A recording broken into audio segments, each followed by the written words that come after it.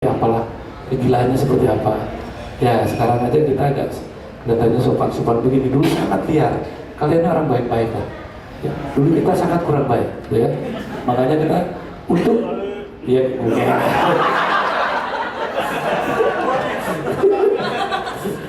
Makanya kita harus melakukan sesuatu yang baik untuk melupakan yang tidak baik di masa lalu kita dulu. Saya rasa itu aja pengantarnya, nanti Mas Yoki, Mas Roni bisa melengkapi. Terima kasih.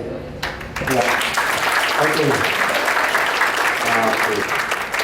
Ya, harus Jarod ya. Laki-laki bisa tertarik dengan omongan dia ya, apalagi perempuan gitu ya. Baik, sekarang kita ke Mas Yoki juga badai pasti berlalu. Ini sebelumnya mungkin teman-teman suka bertanya gitu ya. Yoki itu apa sih perannya di badai pasti berlalu? Karena kalau kita, gimana tadi kasetnya ya, di dalamnya tertulis Yoki guest player, guest star, bintang tamu kan. Tapi kok dia main di semua lagu? Nah ini kita pengen tahu juga gitu. Apakah di tahun 70-an itu guest star itu konotasinya beda sama sekarang? Dan di situ juga ada tertulis terima kasih untuk Debbie dan Kinan. Apa kata arti terima kasih ini? Ini cuma menyorakan dari teman-teman yang suka. Oh ini ya masih klise. Kalau punya saya Christian. Dulu kalau di antara kolektor ada kebanggaan. Kalau punya gue sih tulisannya Christian, masih kulit jeruk. Berarti itu cetakan pertama. Biasalah kolektor ada lagi. Oke, kita ke Yoki Suryo Prayogo yang seperti dikatakan Om Eros tadi, rocker ya. Juga ternyata bisa membuat satu musik yang grand gitu ya, apa ya istilahnya, elegan atau apa ya, mungkin sangat berbeda ketika Yoki bermain di album pertama God Bless yang sampul depannya itu Ahmad Albar seperti lambang Golkar gitu ya rambutnya. Kemudian album itu diproduksi oleh Pramakua ya, Pak Oo di sana ya. Nah, kita ingin mengetahui bagaimana kapasitas seorang Yoki bisa mengubah warna musik yang kita kenal ya, God Bless gitu ya, terus bisa dengan permainan keyboard dan synthesizer yang agak simfonik, klasikal kata orang, ini di album Badai Pasti Berlalu. Nah ini saatnya kita mendengarkan kesaksian judul lagu ya. Kesaksian dari Om Yoki Suryo Prayogo. Kita buktikan juga apakah benar orangnya pendiam ya, seperti kata Om Eros. Saya rasa enggak ya. Silakan Bro, Om Yoki. Terima kasih. Selamat sore teman-teman semua. Jadi saya awali ya, saya ini anaknya dari kecil cengeng. Ya. Bahkan saya dibilang di keluarga itu saya disebut kiri, tahu nggak kiri? Kiri itu anak anjing. Kalau diginiin aja ada kain lalu enak gitu kan. Jadi saking cengengnya, ya saya itu dibilang kiri di keluarga. Ini guyonan keluarga antar keluarga. Dan saya sangat sensitif. Dan di keluarga itu saya paling sangat sensitif, gampang nangis ya, gampang mutung ya, ngambek dan sebagainya. Dan sampai kemudian saya remaja, saya mulai main musik itu tahun 66-67 itu di Kalimantan. Itu pertama kali saya main musik secara kombo dengan akhir kombo terhadap segala macam dengan teman-teman yang jauh usia di atas saya. Ya, saya masih SD, ya kelas 6 SD, sementara penyanyi itu udah umur 45 tahunan. Pemain lainnya juga rata-rata serupa gitu ya. Kami bikin band namanya Safira, khusus mainin lagu-lagu Rolling Stones, ya kan. Zaman itu yang lagi hits itu plus, ya kan. Dan dari situ saya mulai menggauli wilayah kesenian musik, ya. Jadi terus terang memang latar belakang saya itu diawali oleh kondisi-kondisi secara fisiologis. Saya itu bergaul dengan orang-orang yang jauh lebih tua dari saya. Ya, itu selalu dalam proses begitu. Makanya saya selalu dibilang kayak anak kecil. Barusan juga harus bilang anak kecil gitu. Dan betul, teman-teman saya memang lebih tua semua. Gitu. Itu juga mungkin yang bikin saya cepat tua, ya. Jadi karena di kalangan seusia saya, lu tua amat lu ya. Mungkin benar juga, karena mereka udah gak nyambung sama saya cara berpikirnya. Karena saya udah terlatih bergaul dengan orang yang jauh lebih tua. Nah, setelah tahun 67 itu saya kemudian hijrah ke Malang dan ke Jakarta bolak-balik gitu. Itu bergaul secara underground ya. Bergaul underground itu artinya menggauli wilayah musik itu apa aja dengan semua grup di Jakarta. Dari mulai Big Man Robinson, Fancy, ya kan, terus kemudian ada Prambors, ya kan, tahun 69 dan 70-an itu. Katanya sampai Panbers juga ya? Panbers saya ikut main, ya kan, Mercies saya ikut main. Terus dengan band apa lagi? Sebutnya ada band-band Jakarta pada saat itu, ya kan, saya main. Sampai saya dibilang Cabu Band. Ya. Dibilang Cabu Band karena tiap kali ada band baru atau tiap kali ada band, pasti ada Yogi di situ main. Semata-mata bukan karena saya Cabu Band, Mas. Cuma semata-mata karena orang tua saya tinggal di Kalimantan, saya merantau sendirian di Jakarta. Saya tinggal dengan tante saya dan dia mengawasi pendidikan saya di sini, sekolah di sini. Itu saya bergaul dengan semua kalangan-kalangan komunitas musik itu untuk mencari wawasan. Gitu. Naluri saya itu memang avanturir, saya senang bergaul mana-mana, nginep di mana-mana. Ada radio saya nginep di situ, ada teman dekat saya nginep di situ, gitu kan. Jadi pergaulan itu kemudian yang memotivasi saya untuk kemudian saya meyakini ini kayaknya dunia saya, ini profesi saya. Tetapi pada saat itu bentuk pemahaman tentang profesi adalah sebatas bagaimana kita sebagai anak muda berekspresi. Kan?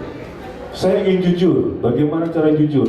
Ya kan? Apa yang akan saya ungkapkan? Tema apa yang saya akan sampaikan supaya saya jujur? Saya melawan kondisi-kondisi yang diwarisi oleh orang tua saya. Adat istiadat yang sudah tidak klop lagi dengan paradigma kebutuhan hidup saya pada saat itu. Dan saya melawan itu semua. Esensinya di situ. Esensinya saya sudah memberontak di keluarga saya sendiri. Karena itu kemudian saya tinggal di Jawa, sementara orang tua masih di Kalimantan, di Balikpapan. Dalam perjalanan di Jakarta, Bandung, Jakarta itu banyak sekali peristiwa-peristiwa yang saya alami. Dari peristiwa kenakalan anak band, ya kan, banyak umur saya masih 17-an, 18-an mungkin.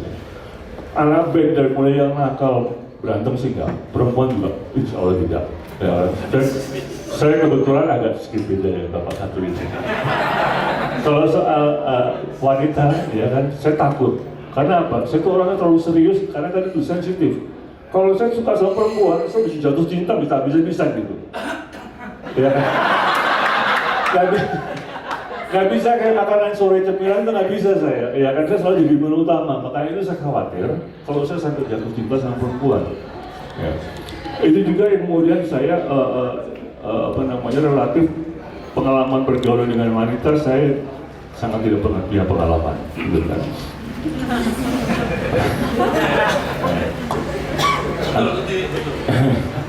Nah, lalu kemudian dalam perjalanan itu pemahaman tentang hidup saya itu, kemudian saya mengekspresikan perlawanan saya terhadap lingkungan, paradigma tradisi di keluarga saya sampai ke lingkungan anak-anak muda di Jakarta pada saat itu. Klop, kebetulan generasi anak muda juga zaman era Flower Generation juga lagi berontak-berontaknya. Mereka berontak tapi mereka pakai simbol, pinjam simbol Vietnam, pinjam simbol Make Love Not War kan. Padahal esensinya adalah pemberontakan terhadap lingkungan kita sendiri. Cuman karena tidak punya wadah, tidak punya medium, maka yang dipakai medium itu, medium Flower Generation, ya dipakai sebagai medium perlawanan terhadap kondisi sekeliling. Nah, saya sebagai musisi, anak muda pada saat itu, kemudian timbul kesadaran saya, loh, saya nggak melawan, cuma ini kan Jimi Hendrix kan ngomongin persoalan dia. Eric Clapton segala macam, Frank Zappa segala macam, John Mayer itu ngomongin persoalan dia, bukan persoalan saya. Persoalan saya adalah dengan keluarga, dengan lingkungan hidup saya. Pada saat itulah, ya kan, ada kesadaran dari saya bahwa sebagai pemusik saya harus tegas memilih garis. Saya ini mau kemana? Kalau saya jadikan profesi, saya ini mau jadi apa nih? Ini hobi atau profesi? Kalau profesi saya harus menekuni bidang profesi saya bahwa ini profesi, ya kan, di mana pemahaman tentang pengabdian seni itu adalah pengabdian pada hidup. Saya mengabdi pada hidup saya. Cara yang mengabdi adalah melakukan protes-protes atau melakukan satu gagasan-gagasan, menampilkan gagasan-gagasan yang bisa mungkin menginspirasi orang atau bisa juga menginspirasi saya sendiri. Jadi ini bentuk pengabdian saya. Jadi agak berbeda. Ketika tadi Mas Eros menyampaikan, ya kan, dari termanya dia bahwa musik pada saat itu begini, betul. Ya kan? Cuman mungkin agak berbeda dengan saya. Karena saya memahami ketika saya bermain musik, ini profesi saya ini. Ya kan? Ketika saya putuskan sama ayah saya kan setengah mati, Pak, ketakutan. Ini anak saya ini gimana ya pendidikannya nih? Ya, ayah saya polisi. Pada saat itu asisten satu mau naik jadi pangdam, artinya panglima polisi dari Kalimantan Timur. Terhambat gara-gara saya di Jakarta. Dia minta izin sama Pak Hukum, tolong saya dipindah ke Jakarta. Loh, kamu mau jadi mana? Nggak Pak, saya korbanin demi anak saya di Jakarta. Saya harus pindah ke Jakarta. Akhirnya keluarga saya diboyong ke Jakarta demi saya. Ya, ayah saya mengorbankan profesinya, kurang lebih seperti itu. Nah, lalu kemudian saya katakan sama ayah saya, Pak, saya tidak punya bakat untuk sekolah formal. Ya kan, karena untuk kepala itu ayah saya mengarahkan saya ke tim, udah kamu masuk ke IKJ aja deh. Ya kan, daripada selesai di SMA ini gantung gitu, nggak keluar kemana-mana. Saya katakan, saya tidak punya bakat atau tidak punya satu keyakinan pendidikan formal bermanfaat buat saya. Karena pengalaman selama dari tahun 70-an, ya kan, sampai 67 sampai tahun 70 sekian, itu mengajarkan saya wilayah pengabdian saya itu di sini. Lalu saya mengatakan, apa yang kamu akan harapkan dari situ untuk masa depan kamu? Saya nggak tahu. Tapi itulah panggilan hidup saya. Ya, panggilan hidup saya sebagai pemusik yang kemudian, oh ini saya bukan sekedar musik, saya seniman ini. Ya kan? Seniman, saya memang cenderung selalu berpikir serius pada akhirnya. Selalu berpikir kalau ngomong sama Mas Eros, misalnya lagi ngomong begini, jangan serius-serius amat tuh ya. Ya nggak bisa, saya harus serius, nggak bisa enggak, karena ini profesi saya, gitu ya kan. Ya, ketika kemudian saya proses-proses perjalanan musikal dengan grup-grup Jakarta dan sebagainya itu semua masih dalam konteks mengadopsi, ya kan, lagu-lagu asing seperti dikatakan Mas Eros. Pada tahun itu tidak ada anak muda di Jakarta yang megang kaset Indonesia, itu betul. Najis memang, ya kan. Termasuk saya sendiri, ya kan. Saya sendiri nggak pernah dengar lagu Indonesia, meskipun saya sudah rekaman sama Mercis ya tahun 78, bukan Mercis, sorry. Sama Henky, sama Franz Daromes, Vivi Sumanti, 60-69, ya kan, di Musika Studio, waktu itu namanya Metropolitan. Tapi saya nggak pernah dengar lagu Indonesia, gitu. Geli aja memang, ya. Miskin memang, kesannya miskin. Nah, lalu kemudian dalam pergaulan saya dengan teman-teman itu, saya masih ingat itu tahun 73, 72 lah ya, sebelum saya bikin God Bless, saya mulai berani mengharap lagu sendiri. Saya coba dengan lirik bahasa Indonesia sendiri. Itu adalah lagunya Dendam yang kemudian pada tahun 70 Jurang Indonesia tahun berapa itu ya? Pada tahun 7 baru masuk ke album rekaman Jurang Indonesia. Itu saya ciptakan tahun 72, ya kan? Itu lagu pertama saya yang berani bikin lagu, ya kan? Lagu Indonesia. Artinya apa? Saya berusaha untuk mengekspresikan kejujuran saya. Loh, ini persoalanku ya, sampaikan dengan cara saya sendiri, ya kan? Mau dibilang jelek, ya biarin ini gue gitu kan. Karena pada akhirnya saya ditanya, lu mirip John Lennon, mirip ikut-ikutan Kate Emerson, nggak ikut-ikutan mirip si itu segala macam. Saya juga tidak bilang tidak. Tapi kenyataannya saya pun mau mengadopsi, iya saya memang belajar dari dia, ingin ikutin pelak, ya kan. Oh dia mainnya begini, gue ikuti pelan-pelan gitu. Nah itu kemudian saya pahami bahwa kesenian dunia saya itu memang dunia adopsi, kita semua mengadopsi, ya kan? Tidak ada yang salah dengan mengadopsi, ya. Tidak ada yang asli bahkan di Indonesia ini, semuanya semuanya materi-material adopsi. Sama juga dengan musik. Kemudian tahun 70-an itu saya sadarin bahwa saya mengadopsi, oke, yang saya adopsi adalah harmoni diatonal yang milik kebudayaan sana, Eropa. Ya. Kemudian ketika saya adopsi ini saya gunakan sebagai kendaraan, lalu tematiknya yang pun harus saya isi. Ini temanya ada persoalan saya, peristiwa hidup saya sendiri, peristiwa dari saya kecil, dewasa, remaja, dewasa sampai tua. Ini persoalan saya. Dan inilah landasan profesi saya.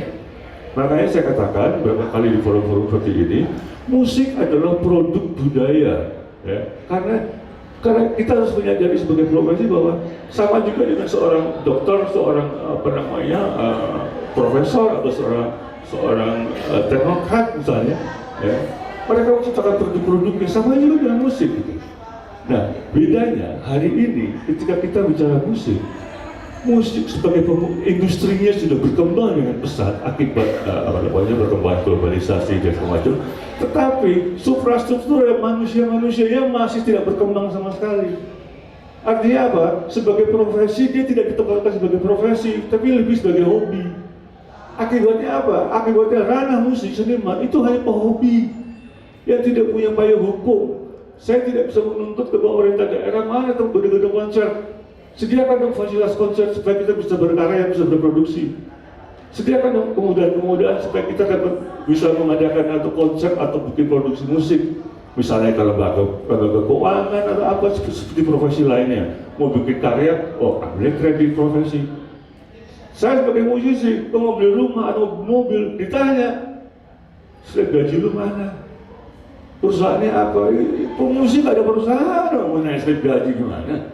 Ya, artinya apa? Kita tidak dilindungi oleh payung hukum. Sampai ke pelanggaran hak cipta, sampai ke hak yang paling mendasar, kita tidak punya hak payung hukum. Karena itu saya nggak heran, atau kita jangan heran. Kalau tahun 70-an Jepang sama Korea itu belum apa-apa. Sekarang Jepang udah gila-gilaan, Korea hari ini sudah gila-gilaan. Ya, artinya apa? Sebagai musisi, sebagai seniman, sebagai profesi, mereka sudah ditempatkan sebagaimana seharusnya. Bahkan pemerintah sendiri mengakui itu profesi yang harus dilindungi oleh hukum. Nah, sebagai pemusik orang Indonesia, kita semua masih berpikir ini kerja kultural, ini kerja solidaritas, kerja kebersamaan, kerja rasa tepuk seliro, kerja rasa ayo kita guyup, ayo kita bersama-sama. Itu betul, itu bagus. Tapi di sisi lain ketika sudah masuk ke wilayah industri, itu artinya domain ekonomi kan. Di situ kita keteteran. Seniman seperti saya dari tahun 70-an sampai hari ini begini saya.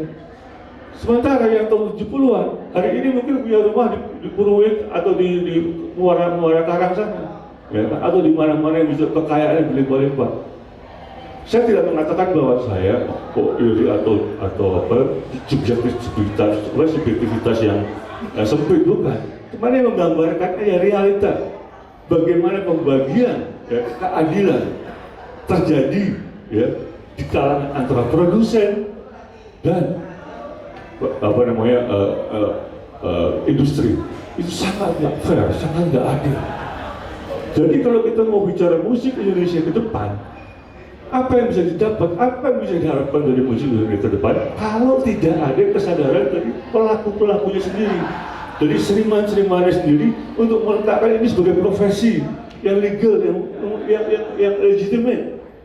Karena dengan itu baru kemudian Anda bisa belajar dari pengalaman yang sangat alami, bisa membangun kesepakatan, membangun satu organisasi hingga asosiasi, kemudian bisa menuntut regulasi ke DPR, bisa mengajukan hak-haknya. Ini wilayah kita. Artis asing mau masuk, entar dulu, ini panggung kita nih, Kalian boleh masuk kalau bayar pajak, kalian boleh masuk kalau bayar musisi-musisi, karena ini wilayah kita. Jadi kita punya perlindungan hukum. Kan sekarang tidak. Siapa aja boleh main di Indonesia, siapa aja boleh jalan duit di Indonesia, lalu duitnya juga kabur lagi keluar. Sementara saya buat konser, setengah mati Pak. Minta sponsor, saya diadu. Sekarang yang lagi laku di Noah Mas. Ya, artinya apa? Domain profesi sebagai pengabdian dengan domain industri itu dibentur-benturkan. Ini nggak benar nih, nggak betul gitu kan? Karena Noah satu saat 20 tahun lagi si Ariel akan mengalami hal seperti saya, ya kan? Saya juga, ini akan berputar terus. Selamanya seniman akan dimarginalkan terus, begitu. Jadi ada wilayah-wilayah yang memang harus dilihat dari kacamata yang lebih jernih, gitu ya. Ketika kita usia muda, wajar-wajar aja kita eksplorasi gitu, wah senang-senang banget bikin duit, oke. Tapi jangan salah, hidup tidak mudah terus loh. Ketika Anda menjadi satu profesi, ketika umur Anda 30 tahun lalu Anda menikah, itu sudah lo hidup dari situ. Bagaimana cara lo hidup? Di kamar nih. Tapi dalam proses kreativitas ya. Karena dia pernah cerita bahwa pada saat bikin Indonesia Merdeka itu udah tengah malam ya. Guru masih ya nyanyi dengan lagu yang mendayu-dayu, tapi kemudian Roni marah. Ini seperti percakapan dua kekasih di tengah malam gitu ya, hingga musik Indonesia Merdeka. Tapi itu tutur dia beberapa tahun yang lalu. Tapi kita kan harus mendengarkan langsung dari orangnya ya.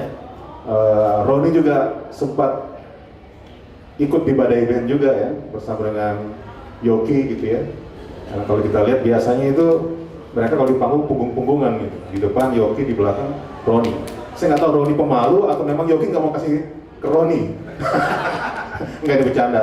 Nah, untuk lebih jelasnya kita akan berbicara dengan, mungkin banyak yang tidak mengetahui Roni Harahap. Ini orangnya memang tipe pendiam, tapi pendiam itu justru sebetulnya karena dia ingin banyak mendapatkan emas, karena pepatahnya diam adalah emas ya. Roni Harahap, silakan untuk bercerita bagaimana perkenalan dengan guru, kemudian siapa yang membawa ke Pegangsaan. Kalau nggak salah Roni ini tidak di sekitar Pegangsaan, kalau nggak di Sambas ya, Jalan Samad. Silakan untuk Om Roni ya, untuk berbagi cerita kepada teman-teman yang mungkin selama ini kalau kita lihat di blog-blog banyak salah kaprah tentang guru Gipsy ya. Mending ini ada kesaksian langsung. Ini tiga-tiga ini adalah saksi semua ya. Silakan Om Roni. Terima kasih. Assalamualaikum warahmatullahi wabarakatuh. Nomor satu, saya tadi dengar dua teman saya bicara yang bilang dirinya pendiam, tapi ternyata nggak diam. Pak Eros bilang dia sutradara, tapi music director dan sebagainya. Jadi dua pembicara terdahulu membuat saya jadi bingung, saya mesti bicara apa? Oke, saya bicara tentang saya aja ya. Saya Roni Harahap, pakai tulisannya R-O-N-I, bukan Roni. Waktu saya mulai main di Sriwijaya sama guru, saya pertama nulis Roni. Guru bilang, lu kan bukan orang Belanda, lu Melayu kan? Oh iya. Jadi kita fokus cerita guru Gipsy.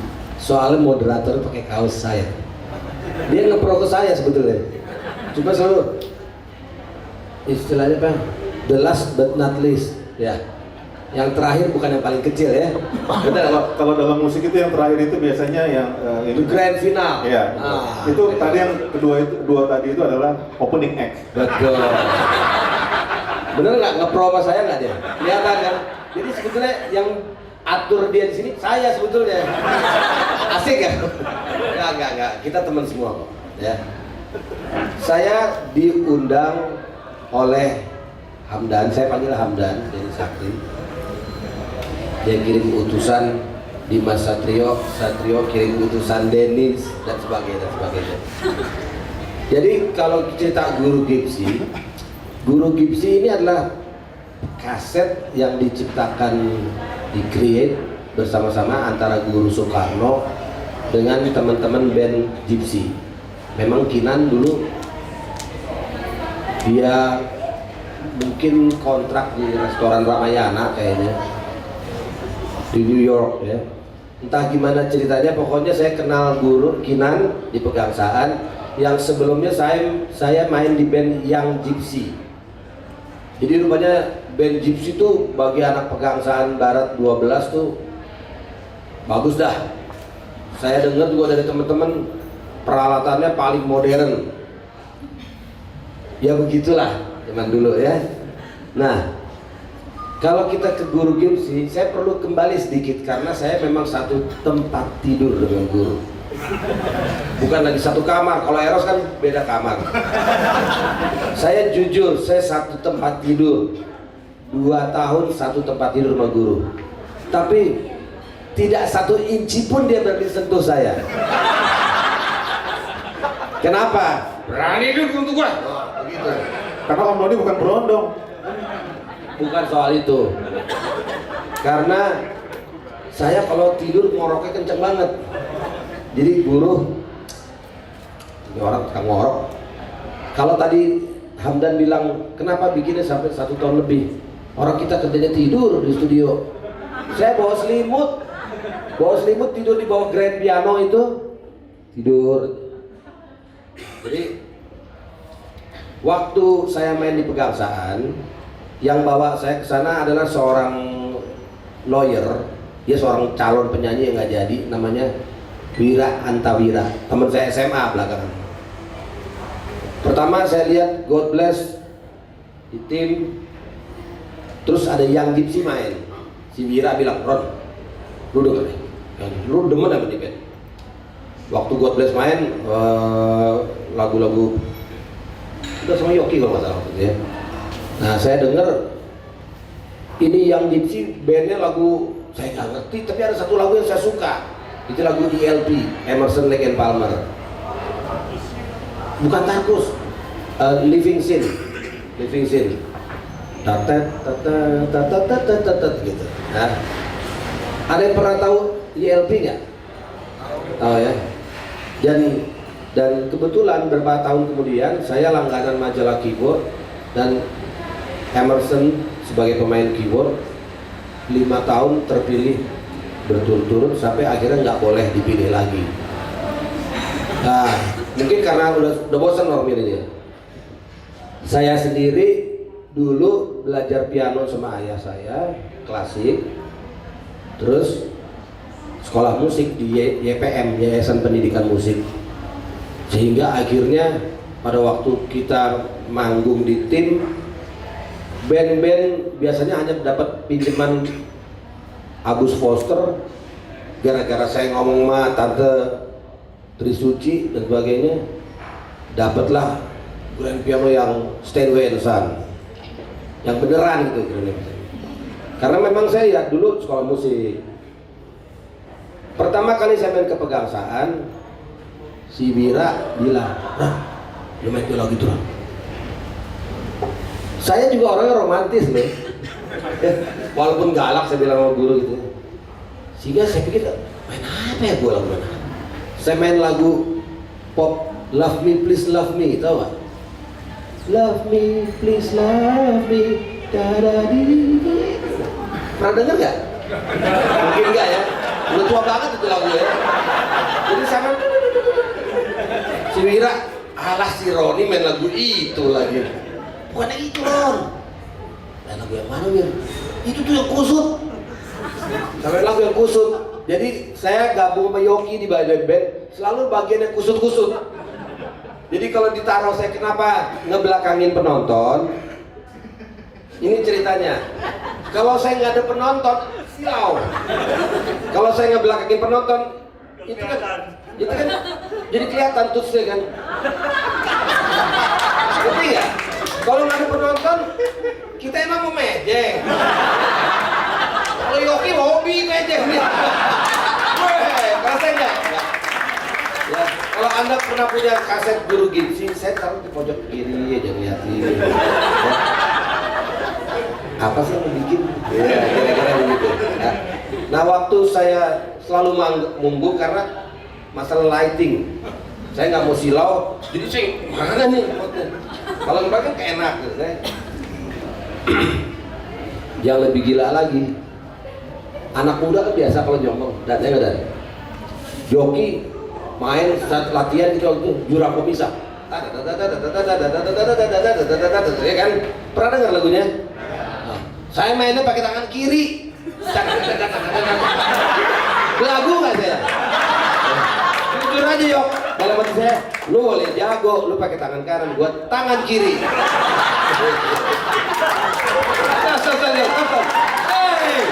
Tapi sekarang Yoki, saya akuin mainnya bagus. Saya kira-kira 2 tahun, 3 tahun yang lalu, dia undang saya hadir di pertunjukan dia di Hilton. Wih, luar biasa.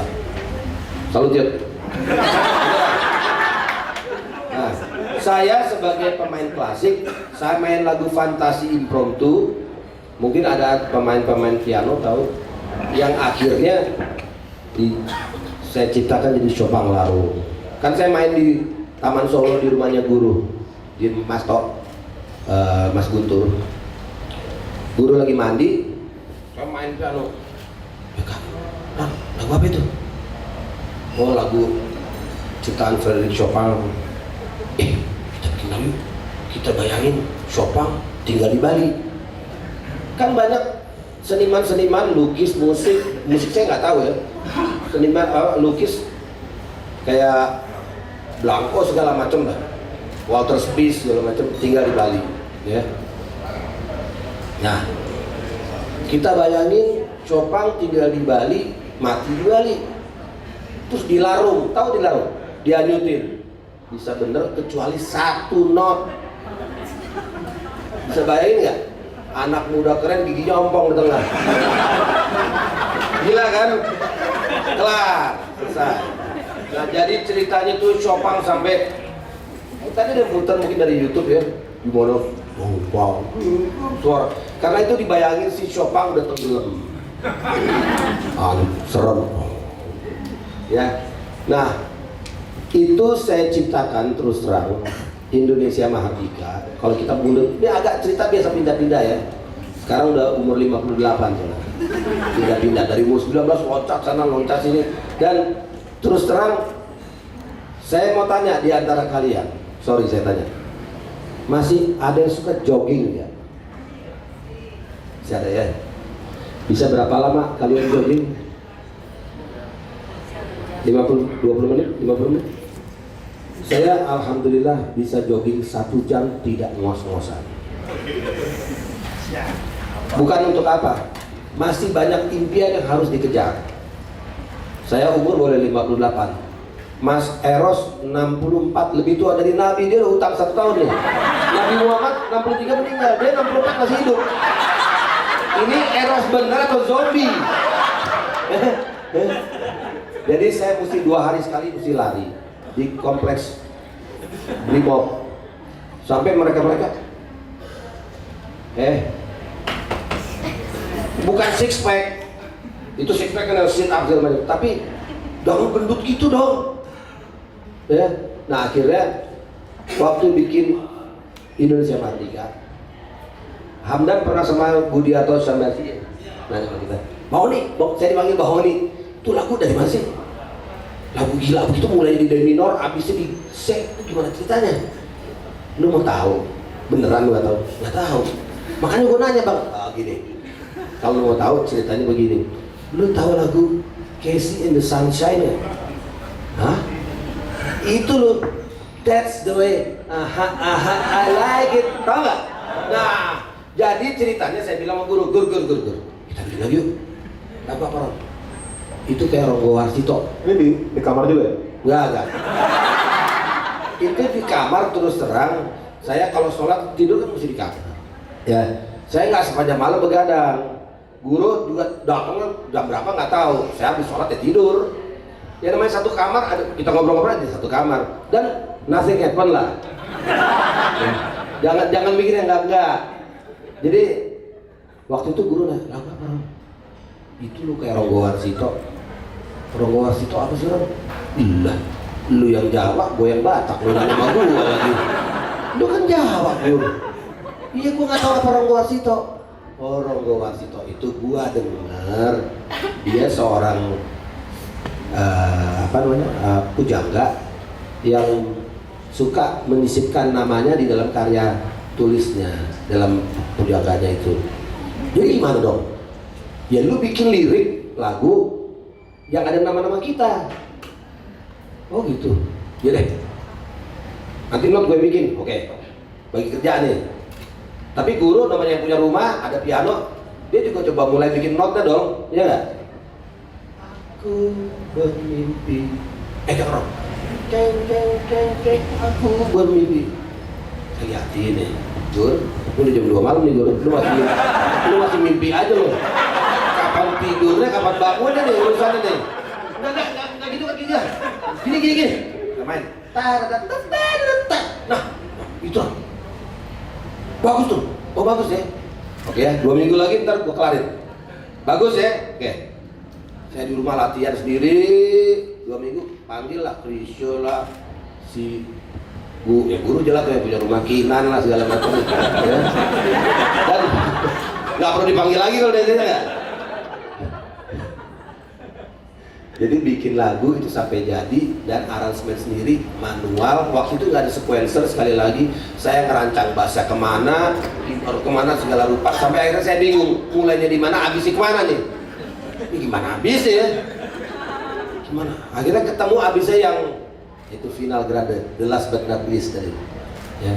Cerah gilang gemilang harapan masa datang dan selanjutnya ya.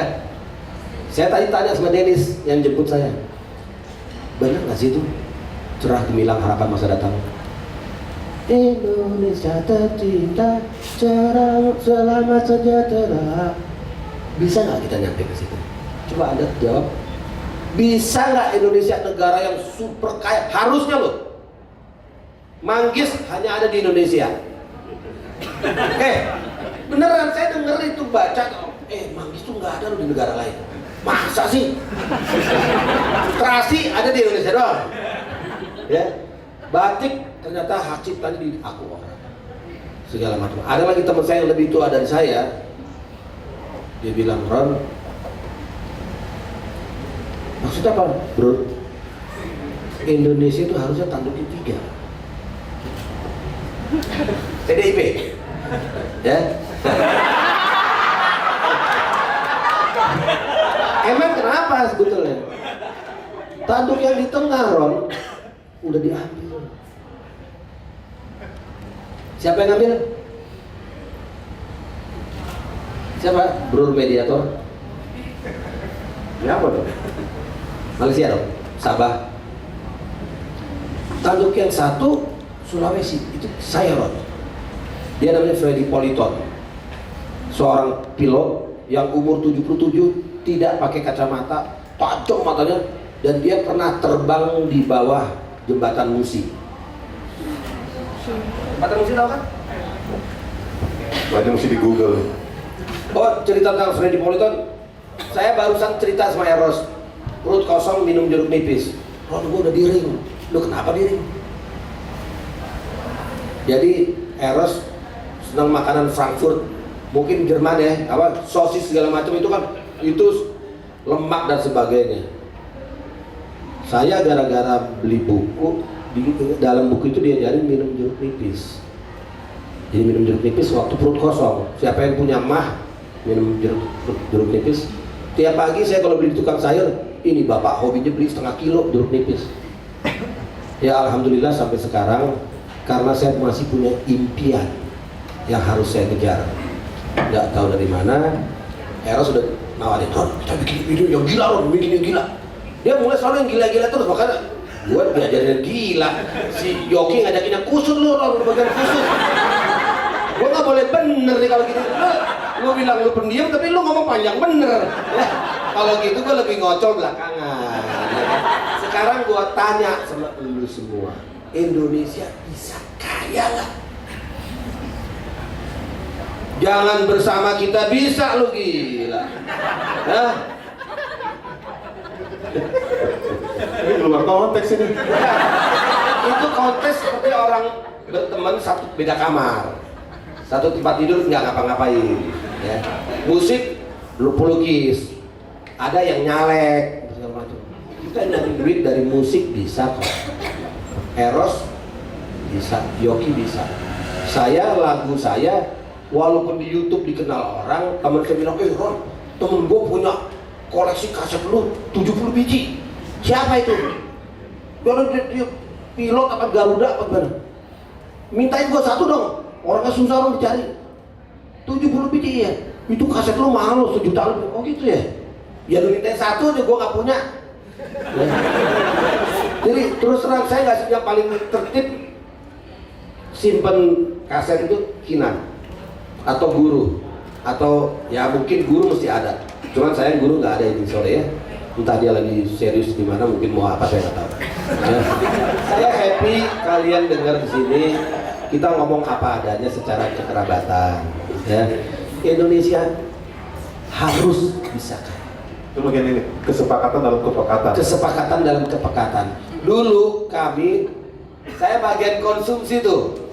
Kalau mau rekaman, beli susu sapi seger. Kita begadang, sakit loh nanti loh. Jadi saya sangat memikirkan kesehatan. Ya. Dan udah gitu orang rekaman, saya tidur, terbangun motor. Kin, lu salah tuh, udah bikin. Enggak. Bener, gue ikutin piano Ron. Piano gue salah, Kin. Enggak, lu piano lu bener. Saya bilang, aneh juga pikirannya. Ini piano yang main gua ngaku salah, nggak boleh sama dia. Itu salah, Kin, lu jangan ikutin gua. Salah itu, kawan.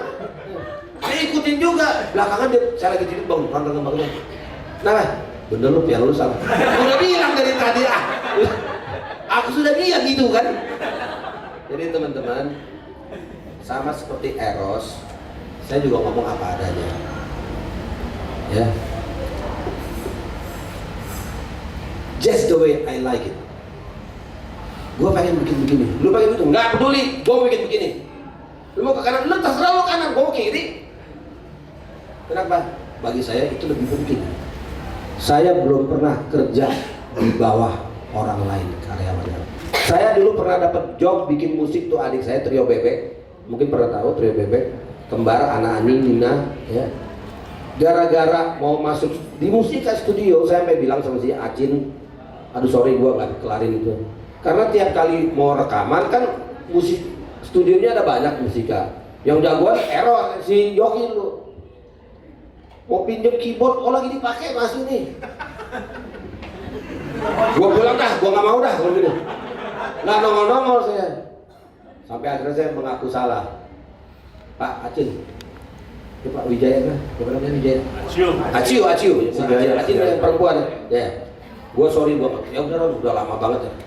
Nah, jadi saya adalah seorang musisi yang boleh dibilang tidak pernah memperhatikan musik orang lain. Bukan karena sombong, bukan karena apa. Ngantuk. Beneran. Saya nonton TV ngantuk.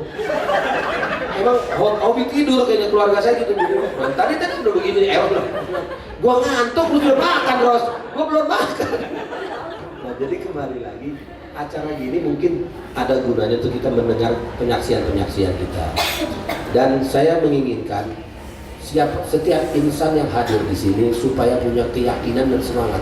Indonesia harus bisa kaya. Harus bisa kaya. Nggak tahu gimana caranya, mungkin 4 generasi lagi saya nggak mau tahu. Saya bukan politikus, bukan apa, bukan. Saya hanya, kalau Eros bilang dreamer, ya. Saya cuma mau tahu, kalau ada temen bilang, Pak, dulu saya pernah bikin usaha kecil lah, bikin perakitan peti teh gitu. Terus saya suruh anak buah saya, karyawan, mengkopi kaset dan ini dan 4 kerjaan sekaligus. Pak, ini susah Pak. Lu kalau kerja itu susah, sama terus nggak selesai, itu sama juga belum kerja. Gue cuma mau tahu lu selesaiin gimana caranya, itu urusan lu. Itu modelnya saya. Kerja harus selesai. Nah sekarang umur 58 begini, nggak tahu apakah Tuhan masih kasih waktu, ya. Nah, Yogi bilang kita yang create, ininya kita yang itu bisa jadi, insya Allah. Jadi kalau teman-teman saya nanya, Bang Roni PT-nya PT apa? PT Insya Allah. Tahu kan artinya? Jika Tuhan menghendaki. Nah, mungkin kalau saya ngocol terus banyak, cuma ketawa yang ada. Dan, ya. Sementara gitu dulu. Terima kasih. Gue tambahin dikit, ya. Saya tambahin dikit ya. Tadi sebetulnya saya mau cerita, teman sudah terbukti duluan. Roni ini dari tahun 70-an, ketika saya dengan dia bikin ada badai kegiatan itu apa ya, badai apapun namanya lah ya, itu Roni dipanggil dengan julukan tante. Ya kan, tadi kayak gitu tuh, ya kan, karena begini, ya kan, ceramahnya luar biasa, ya kan, ya. Cuma menyenangkan. Yang tadi dia cerita tadi soal keyboard 2, ini ada satu cerita yang unik. Saya main di Palembang, saya ngeset ini organ, Hammond, kemudian synthesizer, lalu belakang piano. Ya, penonton bisa ada. Tiba-tiba colek, Jok, gue di belakang lu, kenapa? Gue nggak kelihatan dong. Udah main susah tapi gue kelihatan. Saya mau nanya, iya ya kan. Kebetulan dia saya kasih SH5 itu synthesizer roller yang ribet, yang susah nyari, itu kan kayak modul kan, kayak MIDI-Moog cuma lebih ribet gitu kan. Jadi dia tak ngomong lagi, udah posisi gue nggak enak, main susah, lu kasih SH5 lagi. Jadi emang dia selalu kebagian yang susah gitu ya kan. Emang tugasnya dia, karena emang dia lebih jago di masalah yang susah. Jadi sudah sepatutnya susah emang. Oke, ya menarik sekali. Jadi Susah tapi jujur. Saya sangat pemalu sama perempuan. buktinya Tapi istri saya pernah 3. 3 ya. Pernah 3. Yang gilanya teman-teman saya yang istrinya 1, diem-diem nanya, gimana sih bang caranya? Lu bajingan lihat ada gua begini, lu pengen bini 3 buat apa? Lah bang Roni, lupakan. Poligami ujungnya air mata. Bikin judul lagu tuh, poligami ujungnya air mata. Oke. Jadi ya. Oke. Ya, Roni Harahap, Yogi Suprayogo, Eros Jarot sudah tampil. Dan saya seperti pastor yang mendengarkan pengakuan dosa-dosa mereka di masa lalu ya. Seru banget. Tapi inilah, ini orang-orang zaman dulu fair, jujur, mengakui ya. Gimana kalau kita lihat TV semua pada fake semua, gak ada yang pernah mau mengaku ya, bohong semua gitu. Jadi ini tontonan langka, semuanya harus di-share TV sebetulnya ini ya. Daripada kita lihat Sultan Batugana terus ya. Wah, sorry, nggak boleh ngomong begini. Saya seorang moderator, nggak boleh ngomong begini. Untuk pemilik mobil Proton B1974, harap di mobil Anda menghalangi orang. Siapa ini? Pemilik B1974, wih, nomor cantik nih.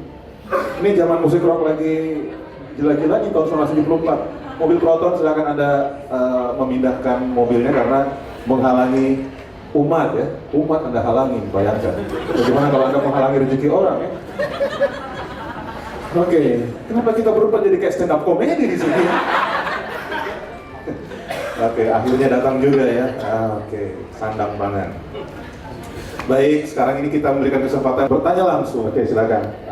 Pada waktu album Badai Pasti Berlalu itu dibuat, ada satu penyanyi yang saat itu belum terkenal kalau dibanding sama Chrisye dan lain-lain, Berlian Huruf. Ketika suaranya juga diperdengarkan pertama kali ke Teguh Karya, saya sempat baca Teguh Karya itu ada kuis katanya. Nah, dari mana sih Mas Eros menemukan Mbak Berlian Huruf ini dan mengajak dia untuk ikut di album itu gitu? Terus yang kedua, album ini kan sempat jadi pemberitaan yang panjang di Aktuil waktu itu, terutama soal sistem royalti kalau saya nggak salah. Bilang Berlian Huruf waktu itu ngomel-ngomel royalti dia belum dibayar. Terus ditanggapi sama Mas Yogi yang sangat concern soal hak cipta loh. Berlian itu kekanak-kanakan, kampungan gitu, harusnya bisa diselesaikan baik-baik. Yang jadi pertanyaan saya itu waktu itu ya saya setuju bahwa Mas Eros seorang visioner. Waktu itu kan sistem royalti adalah flat pay ya. Mas Eros waktu itu minta ada sistem royalti kalau nggak salah 100 per kaset waktu itu. Terus sempat juga mau ditawarkan ke Pramakua, cuman nggak klop soal pembayaran masternya. Nah, bisa diceritakan nggak polemik itu? Terus siapa sih sekarang yang pegang master album Badai Pasti Berlalu? Album itu bersejarah, Mas. Saya nggak pernah punya kopinya. Saya mau beli yang dibuat sama Erwin Gutawa terus Andi Ayudir, ogah gitu karena bukan aslinya, rohnya hilang. Kenapa? Bukan Andi Ayudir kali Mas, Andi Rianto kali. Ya, Andi Rianto, sorry. Nanti Kenapa nggak diproduksi lagi gitu? Itu aja, terima kasih. Langsung ya. Oke, tadi komplit banget ya bisa tahu Pramakos. Oke, langsung aja biar. Soalnya moderator juga agak suka sering lupa kalau di running ticket saya lupa nanti nanya apa gitu. Silahkan Mas Eros untuk menjawab soal apa tadi royalti ya? Berlian yang waktu itu sempat mengajukan pengacara Albert Hasibuan. Saya kan beli kalau nggak salah hampir 60-an lebih kaset di Indonesia yang pada saat itu saya dengar semua itu ya. Terus karena saya sekolah teknik, saya seorang engineer pewarna teknik gitu ya. Jadi saya matrikan, saya kasih matrik gitu ya. Jadi kira-kira yang nadanya sekian ini gimana? Nah kemudian di situ kan ada celah-celah yang ternyata kosong gitu ya. Nah termasuk jenis suara gitu kan. Kalau kita mau melahirkan sesuatu yang tawaran baru, tentunya harus ada sesuatu yang kita tawarkan sebagai sesuatu yang tidak seperti biasanya gitu kan. Nah konsep itu saya dengar, saya dari kecil di keluarga saya tuh senang seriosa. Hampir seluruh seriosa saya hafal gitu ya. Jadi memang itu dari keluarga saya sangat suka seriosa. Jadi saya ingat, wah ini pasti bagus nih kalau ada seorang sopran yang nyanyi ini gitu. Kalau saya cari berlian ya. Ketemu gitu ada orang gereja nih katanya bagus gitu. Adanya Bornok. Kalau Bornok saya dengar back is too hard. Oh ini ada ini, oke itu berlian. Waktu saya rekam untuk itu saya dengarkan Teguh Karya. Apaan nih suara kuntilanak gue? ditolak, nggak mau. Krisnya juga ditolak. Terus Krisnya digantikan Bruri. Saya bilang, oke, kompromi, oke. Kalau begitu dia minta berlian juga diganti, saya bilang, oke, kalau gitu saya mundurkan diri, saya cabut semuanya. Saya bilang kita batal gitu.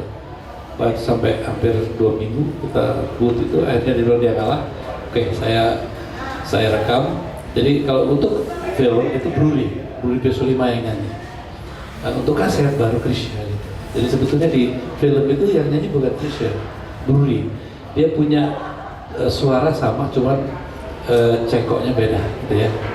Dan pada saat itu kenapa berlian saya tarik konsep tadi itu ya, ingin munculkan sesuatu yang pasti. Kalau dinyanyikan waktu itu Teguh minta Matafani, Ana Matafani. Sebenarnya kalau itu Pak Teguh, dan jadi bukan saya dong itu. Kalau saya ini gitu. Makanya sudah komprominya Krisya diganti sama Bruri, saya udah oke. Ketika itu saya tetap maksa ya. Dan memang waktu itu belum begitu biasa orang mendengarkan suara sopran seperti itu dalam kasanah pop music kan. Nah, jadi kita suruh seperti itu. Jadi itulah sejarahnya gitu ya. Sehingga akhirnya menjadi satu hal yang mungkin sekarang bisa diterima gitu sebagai satu hal tawaran-tawaran yang inovatif sifatnya saat itu. Keinginan saat itu cuma keinginan sebenarnya gini ya, nggak tahu ini kan banyak para musisi gitu. Kata orang kalau kita bikin musik harus menggunakan ini sepenuhnya, betul ya. Tapi being rasional itu penting juga loh. Saya punya disiplin ilmu sekolah teknologi gitu ya, sehingga berpikir biasa menggunakan logika itu penting menurut saya. Sehingga katakan ada nada-nada tertentu yang secara universal pasti keluar gitu ya. Kayak lagu Beatles, coba kalau dengerin lagu-lagu saya gitu ya. Pada umumnya kan di situ-situ aja gitu. Karena itu ada universal values yang nilai-nilai universal yang nggak mungkin hilang. Kalau itu terkesan kemudian mungkin kesan abadi gitu ya, itu juga bukan penemuan yang tidak ini, tapi melalui proses penalaran ya, pemahaman tentang bagaimana nilai-nilai yang abadi itu bisa diadopsi gitu. Seperti kalau dalam kita sekolah kesenian ya, the most colorful color is the black and white gitu kan. Ini filosofi yang mungkin terbalik gitu ya, seperti Debussy gitu. Disharmoni itu adalah harmoni itu sendiri. Sama juga seperti apa yang kita sebagai pencipta. Kalau pencipta sekarang banyak yang orientasinya cepat populer dan uang, dan dia tidak punya kesempatan untuk berkontemplasi gitu ya. Saya rasa buat seorang seniman kontemplasi itu sangat penting gitu ya. Mungkin pada saat itu kalau saya tidak dalam suatu suasana batin yang seperti itu, saya tidak mungkin ya bisa menciptakan itu. I was deeply in love gitu kan. I adore someone very much itu kan. Sampai kalau lihat ujung